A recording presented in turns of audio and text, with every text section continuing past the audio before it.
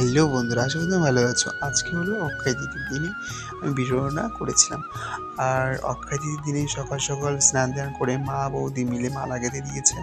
একটু তো নিত্য সেবা দিতেই হবে। আর বুধবার ছিল আমাদের হরি ঠাকুরের ঘর পাল্টানো হয়।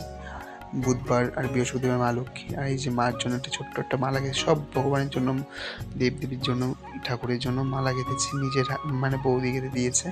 তারপরে এই যে শিব ঠাকুরকে মালা দিয়েছি।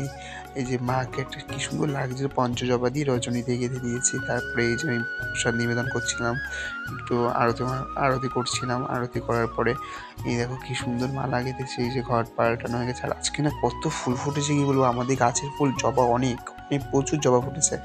আর সবাই আমার একটু কমেন্ট লাইক একটু শেয়ার করো, আমার প্রোফাইলটা একটু সবাই দেখো, সবাই পাশে থাকো। নাহলে কীভাবে হবে বলো? সবার পাশে থাকলে আমাদের এগোতে পারবো। ঠাকুর সবাইকে ভালো রাখুক, মা সবাইকে ভালো রাখুক। সবাই ভালো থাকুক, সুস্থ থাকুক। ভালো লাগলে লাইক কমেন্ট শেয়ার।